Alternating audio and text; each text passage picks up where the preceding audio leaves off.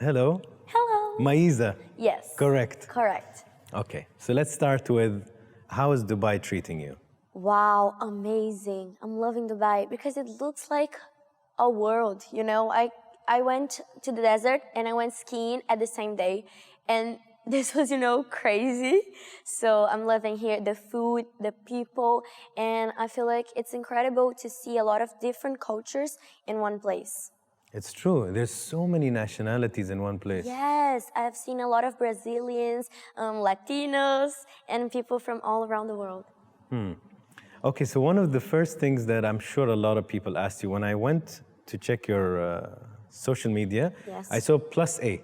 Yeah. So what does that mean? Okay, let's see. What does it mean? Well, so I'm going to be doing a translation to Portuguese, okay? Sure. Plus, in Portuguese, it's mais. Mais.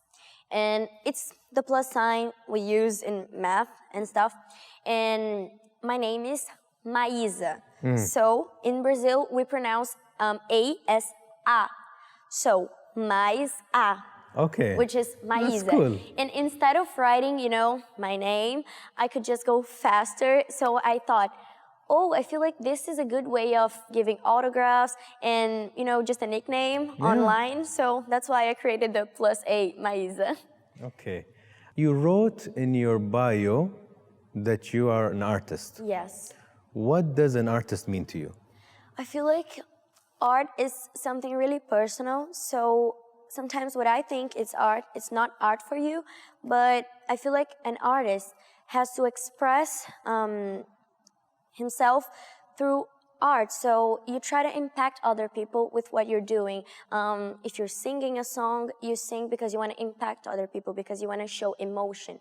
And if you're acting, because I'm an actress as well, you're trying to give them an example, a role to follow, or something bad for them not to do. So last year I had an opportunity to play a villain, which was something completely different from everything that I've ever done. I was really insecure before getting that role because, I've always worked as the good girl. And I was like, are the children going to think that I'm a bad person? Because that's not what I am. And I received a really positive feedback from other girls because they told me that some girls, like the role I played, bullied them before. So that role I played was really personal and emotional to them because they remembered a lot, and they remembered someone who was bad to them but then apologized. So, with that role, I kind of showed people that you can change, that you can be a good person, and that a bad person sometimes was hurt before, So I feel like art is a little of that. You get to impact other people's lives with your experience, with your body. So, yes. I like the answer. Did you know that Maisa or Mesa is also an Arabic name? I'm sure you heard it. Yes, I heard in Egypt. I loved it. Do you know what it means? No, I don't know. So I checked it out. It means a person walking with pride or proudly. Ooh, like... Yeah, like you have pride, That's it's cool, good, huh? yes. Yeah. In Portuguese, my name, I don't know if Portuguese, but my dad, he chose my name and it means pearl. Pearl. Yes. This country and this city is very much. I know. So it was meant for you to come here. Yes, I'm realizing a dream. Yeah. Okay, so you've tried so many things in 17 years, right? Yes. Artist, singer, actress, influencer. Where do you find yourself most today? All over the place, I feel like I'm really a not quiet person, so I can't stop, I like to sing sometimes. I'm not a singer, but I'm a person who likes to sing for, characters that I eventually play, and I like to act, and I like to interview people. I like to make these connections in different ways, and sometimes I think that I get to express myself better as an actress or as an influencer. So I feel like I kind of, I'm a puzzle, and I kind of fit myself in different places, so I get to express myself in a good way for people. So when I'm being, myself, I share this on social media. I feel like it's a place where I can be funny. I get to show the good and the bad moments of my life. And Would yeah, you show the bad moments on social media? I do. You do? I do. That's good for you. I believe that because sometimes on social media, I feel like it's all about having the perfect life, and I don't agree with that.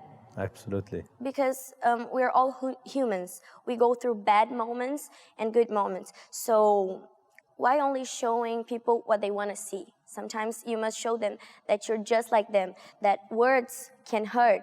So that's why I'm always telling people, be responsible with your words, because they can be Hurtful. hurtful, yes, and sometimes they can be wonderful. They can be something that kind of changes someone's life. Even, and this is something we learned from my mother. She's the type that if you're walking in the mall, she's like, nice bag. Aww. Like, you know what I mean? And she doesn't know you. But then I thought, Sweet. and I talked to one of my friends, and I told her, when you think of something nice about somebody, it's your duty or responsibility to share it. Yes. Rather than be stingy and you keep it to yourself. Because a lot of people will say, I really like your t-shirt in their mind, but they never tell you. Yes. And you're like, why? Don't be stingy. Be very, open and giving. Yes. And it can change somebody's day. Maybe they are having a bad day and then you're like, I really like your hair. I totally agree with you. You know? Yes. Okay, so let's rewind. How was your childhood? Exposed and really That's an interesting word. yes, it was completely exposed because I started working when I was 3, so I've always been in front of cameras, and people were always talking about me or looking at me. But my parents, they kind of made a dome around me, so I didn't realize that until I was about 10. So even though my childhood was really exposed because I was always on stage and stuff like that, I didn't know that. So whenever someone walked and said to me like, Maisa, I'm a fan, I would get like, not thanks, but why? Yeah. I didn't know that. So when I got into a soap opera in Brazil, like a TV show, a series, something like that, I realized because my friends from school, they started wearing the same things that I wore on the soap opera, on the show. So I thought to myself, oh my God, I think I'm famous, So even though I had these exposed moments, in my house, I was just a normal kid. At my school, people would treat me just the same, So that's why I didn't realize that I was, exposed and famous till I was 10. And that was so important to me because it made me who I am, I think that's why I don't believe that this is all happening. Until now? I don't believe. I always talk about that with my psychologist, that I just have a hard time believing that everything that I'm living is real. And that's maybe why I get so about everything, Whenever I'm invited to somewhere or whenever I travel and I meet new people, I don't get like, I'm tired of this, or, this is normal. Liam Payne, normal. No, I never get like that. I'm always like, wow, this is amazing. And my childhood was just the same. I would Don't always... change that. Don't change that. Oh, thank you. Hopefully I won't. I used to bring my toys to the studio and play with the camera guys and everybody from the crew. I would always bring my Barbies there, So I had a really interesting childhood, but my parents made it easy for me, They didn't give me like obligations or, oh, you have to do this, or you can do this. Don't go to the mall, you're famous, don't go to the mall, or don't go to school. No, they would never tell me that. So, yes. So you would say that you lived a typical 17-year-old kind of life, or compared to the maybe let's call it normal, to the normal teenager? Yes. Or it was different? I feel like, Hannah Montana? I know the name, yeah. I know she's popular with kids. So yeah. the story about Hannah Montana is that she was a Disney character also I grew up a lot watching a lot of Disney. That's why I'm always mentioning Disney characters. But she was Miley Cyrus at her school and her private life, and she was Hannah Montana on stage, and people didn't know that she was, Hannah Montana. And I kind of lived that. Even though people knew me as Maisa, in my personal life, they would always treat me as a normal teenager. So that's why I get this two different worlds experience, because whenever I'm working, I feel like I'm more mature, and I talk to older people, all the time. So I think it made me more mature in this side because of my profession. And then the other side of me, the teenager, is just as normal as anyone, I don't, even though I have these obligations and I have my work, I get to go to parties and I get to study. I just graduated this year. So yes. Congrats. Yeah. Free from school. And I have this typical life that all of my friends, they have the same. But yeah, I get to travel and meet new places and meet new people, and that's amazing. You mentioned that you have a psychologist. Yes. I find that very healthy. Thank you. And very interesting that you were so forthcoming to share that, because I don't know how it is in Brazil, but here, unfortunately, it's much better, but it's reaching a point where it's okay to say I have a therapist or I have a psychologist. Before, a lot of people are like, even if they have problems, they're like, I don't need a doctor. I don't need to talk to anybody. Now, mental health is coming out like it's a really important thing, depression or all of that. So whose idea was that? I feel you a lot. In Brazil, we have the same kind of problem, when people, they're not open to share that they need help. But that's why I'm always talking about that, if you need help, just go and find the help that you need, because internet sometimes can really hurt you. So the idea was mine, because my friend Guilherme, who works with me, he has a therapist, and he was just telling me about how she kind of helped him and changed his life, and I really wanted that. So because I thought, it's an interesting story, okay? Please I don't mind me. sharing it, Okay. no problem at all. I thought that I was anxious. Yeah. And that is a real problem, Anxiety kind of Course. damages people every day, and they are unable to experience some things in their lives because of anxiety. So that's why it's really important to take care of anxiety if you have and you need help. So I thought I was anxious because I read online, of course, So I got there and the therapist, she was like, okay, so why are you here? And I was like, I think I'm anxious. And she told me, why? And I told her, oh, because sometimes I feel this and I feel that. And she was like, okay, we'll see.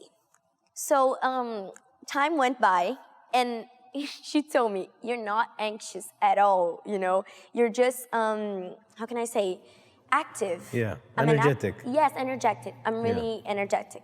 And that's not anxiety. So I kind of confused everything, but I didn't stop going to the psychologist, because I realized that even though you don't have anxiety or depression or anything, it's good for your mental health, because sometimes it's just a space that you get to share some things that are deep down in your heart, and then you don't share because you think, oh, never mind, it's not a problem. They don't need to know about that I got hurt because of these, So I find that it's a really good place for me, and it's a place where I get to, just be myself and to be down to earth. And yes. I like that, because today I want to learn from you. I want to learn. I learned from you, that thing that your mom taught you. Yeah, she taught me a lot of things. Yes. I want to learn how, because I was born in 81, so I am from another era. I'm 21 years older than you. Imagine. Yes. So for me, I lived before the internet and after the internet. What I want to learn more. What was that like? Yeah, that's why for me it was very different. I was playing in the sand with little toys. So until the internet came, it changed a lot of things. But for you, you were born in the internet. Yes. So for me, it's really important today to talk about what somebody who's born into the internet and this world that we're in, and how the challenges are maybe very different from my challenges when I was younger. Yeah. So, a few things. One, you're a child celebrity. You said you started working at 2 or 3. Yeah. Globally, a lot of people are afraid of the idea of child celebrity because they become famous at a young age, they miss out on childhood, or Yeah. they grow up and they don't have the attention when they grow up, and then they want the attention. So Yeah, there's a I lot know. of ideas and opinions about it. This is an interesting question. When you have kids later, not now, later, would you want them to be child celebrities or not? So, I think, I don't know, because when I got this idea, this dream, it was really, let me tell you, okay, how I asked my parents to go on television. So, I was born in the big city, but then we moved to like a small city, and because my dad, he used to work a lot and he was always traveling, so that's why we moved. And I would always watch this TV show called How Gil. He's a famous TV host from Brazil, and he's always discovering talents. So I used to watch that every time with my grandma and my granddad, and kids used to go there, they still go there, and they dressed up as, if you have an idol, you can dress up as your favorite idol, and you get to sing and dance and perform and meet your idols. Nice. So when I was watching that, I used to be a big fan of a group from Brazil, Rouge, that was the name. I think it's red in French. Yeah. And Sandy Jr., a lot of artists in Brazil that I used to love. And they would always go on that TV show. So I was watching with my family, and I was like, oh, I want to go inside of the TV. And I thought that, there was a gate, an invisible gate that I would just, jump and go there. So I would ask a lot my granddad and my grandma. And they would always tell my parents, oh, she wants to go to television. It's her dream. You have to take her. And they were like, no, she's just a baby. No, she has to play. She has to go to school. And I started having dreams. By the age of like 2.5 to 3, I started having dreams. And I used to tell the guy who worked just in front of my house, oh, did you watch me? I went to House Gil. And I didn't go. Wow. It was a dream of mine. Yes, that's why everything that's happening to me, it's really crazy. It's like a law of attraction. You saw it before it happened. Yeah. And then when I was 3, they gave me a surprise party, my parents. I didn't have friends back then, so it was just, the 3 of us and a lot of toys. And they asked me, in Brazil we have this tradition that you have to blow the candles, and make a wish, that same. And I said it out loud. I want to go to the show. So they said, okay, that's what you want, then you go and you make the test, but they thought that I wouldn't go, that I was, not ready because I didn't have dance classes or music classes. I was literally a normal child. And they took me there. Everybody had like fancy clothes and a choreography or a poem. They had something, a number prepared to present there, and I didn't have anything because that was an audition. So the girl from the production, she told us, oh, what is she gonna do? And my dad, he was like, she doesn't know, she'll figure it out, right? And I was like, yes, I'm gonna dance. So, sassy. And my dad went to the car, he got an old CD from Rouge. Yeah. And I said, I wanna dance blah, blah, blah. Really famous song in Brazil. So they played the music and I started, I don't know what I did. My mom, she told me that I started dancing and kind of dubbing the song. Yeah. As if I wasn't part of the girl band. Yeah. Yes, crazy. And they liked me. So they said, oh, okay, we got a call. Next week, we want to see her on stage. And my parents, they were like, we just brought this girl here because we thought that she wouldn't go in. So why are you doing this? But they didn't hide from me because they thought it would be, a one thing, one chance only, and then I would go back and things would be normal. Then I started going and going and going and going till it got to the point where I was hired and I liked it. And that's why I started. So I don't know if I would let my children go there, because if it was the same thing as I felt, you know, it's a dream, it's something that you can't just kind of put the kid's dream in a cage and lock it, you know. So I would never do this. If it was really that dream, I would let them. But if it's just something because they saw me and they think that things will be easy for them, then I wouldn't let them. It's a good answer. You know, people, we just can't control people. That's what I think. So we'll talk about something that's very important, which is also cyberbullying or bullying maybe in school, Yeah. which seems to be a very serious topic in our world, you know, with people online, like you said, on social media. People can talk badly, they can make fun, they can love you and they can hate you. At the same time. How was your experience in, I don't know, if you were bullied in school or online? I kind of was, you know, because as I was growing up, I heard a lot of things from people from my school, you know, like there was this TV show in Brazil where they used to call me Lisa, the monster girl, because they did like a character, it was a funny TV show, and they made like a TV character that looked just like me, but it was really the opposite from what I was. And I used to think that it was funny because I liked the guys from the show, so it didn't hurt me at all. I used to laugh every time that I watched with my family.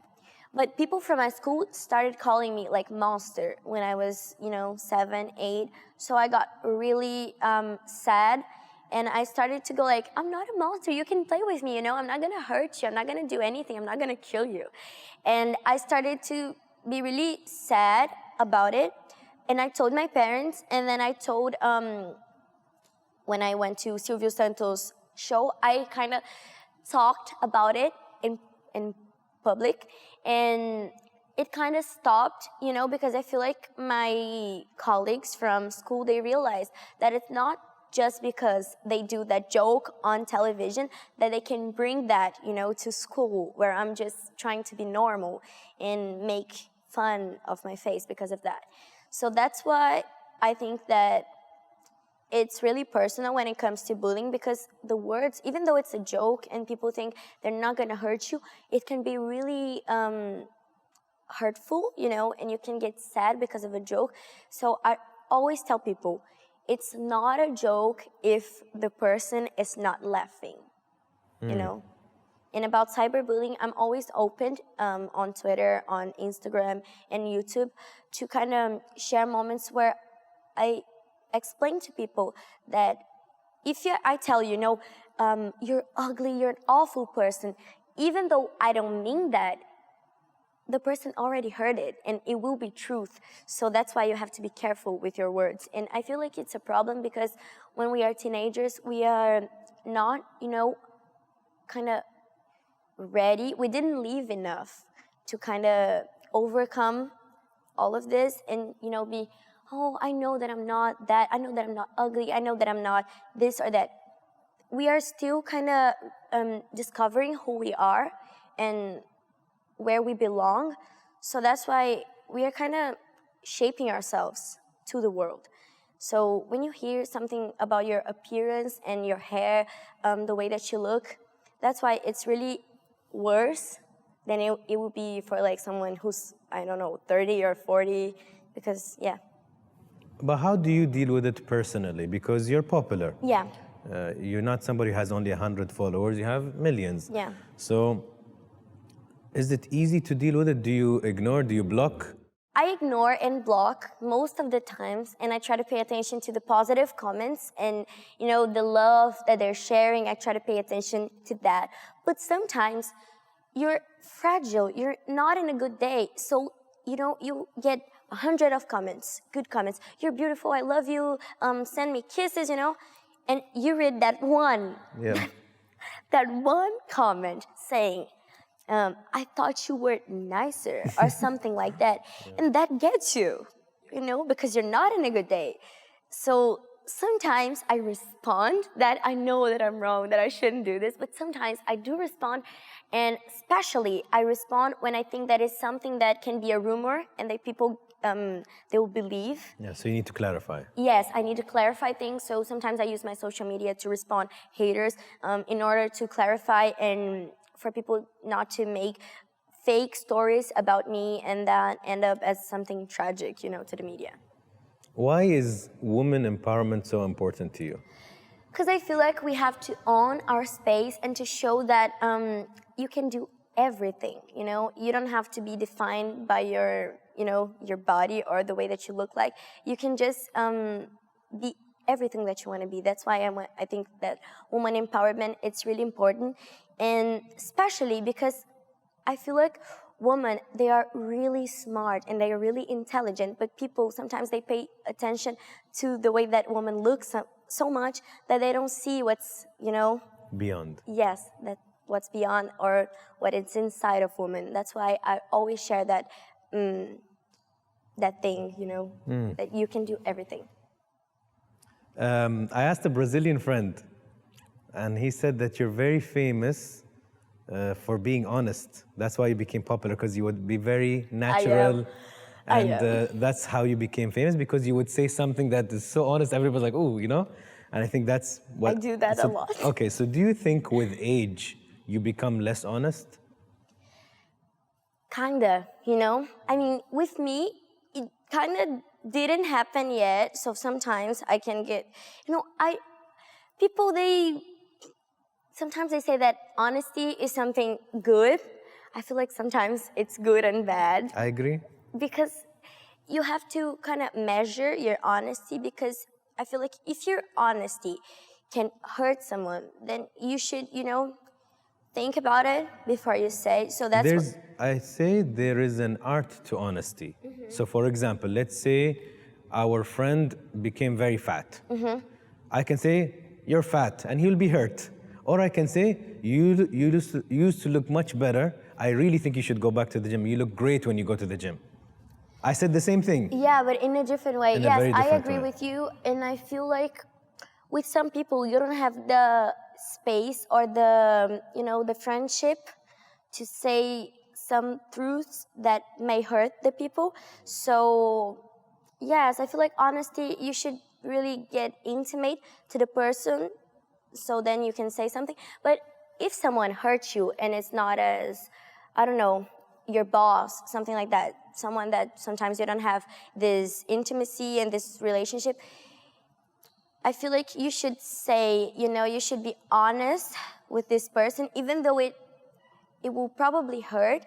But if it's causing a problem in your life, then you should, speak. You don't have to be rude when you're being honest. Correct. Just like you said, I feel like you kind of have to be polite but honest at the same time. So there is this really thin line where everybody's learning. Yes. It's an art.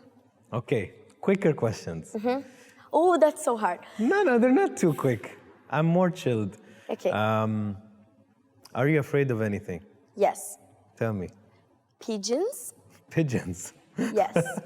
Okay. I'm not. There are a lot here outside. I know. I'm having a really good time here in Dubai and Egypt, because I didn't see many pigeons. When I went to Europe, it was something that I got so scared. I used to run and grab people's arms. So that's how you judge a country, by the amount of pigeons you... Yes, that's why, yeah. That's how I choose where I'm going. Google pigeons, and getting kidnapped, something like that, I'm afraid of this. Best moment in your life? Yet to come. Yet to come. Yeah. Worst moment in your life? Worst moment in my life? I kind of feel like yet to come, but I don't know. I feel like I've had some bad and good moments in my life, but when I look back, they are not as bad as they looked, because sometimes something that hurt you, back then, it doesn't affect you anymore, so you laugh at it, Correct. I was talking to people about it. 4 years ago, I spent New Year's on the beach, and I got, I don't know how to say in English, but I got a mosquito bite, Yeah. like 2, and I went to the hospital. And back then, it felt worse because I was crying, I was, bloated. And today, I really laugh at this situation. So yeah, yet to come. Okay. Human beings, for us, it's very important to feel seen, Yeah. visible, valuable, and each one of us, we do something that makes us feel we're present, we exist. What do you do today that makes you feel valuable? Tough one. I feel like what makes me feel alive is, my work, because sometimes it's not a work, it's a therapy, it's something that I use to share everything that's inside of me to people. Of course, that's really hard because sometimes you're judged by your opinions and it can be something that you don't want to hear at the moment. But I feel like whenever I get to express myself and just be who I am and be open, be honest, that's keeping me alive. Sometimes when I feel like I'm being, I have a filter on my mouth, I feel like that makes me small and it makes me really sad, and that's not what I like at all. I like to be free, and I feel like that's why I work with communication, because it's something that makes me alive. And yeah. Any regrets? Regrets? No regrets. Oh yes, a regret. Piercing. Really? Yes. Oh my God, it doesn't heal. I hate it so bad. Don't do piercing, kids. Last question. Okay. Maisa in one word.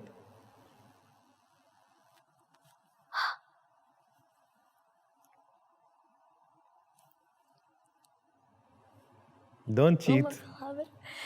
That's It's the first. Think of that first word that came to your mind.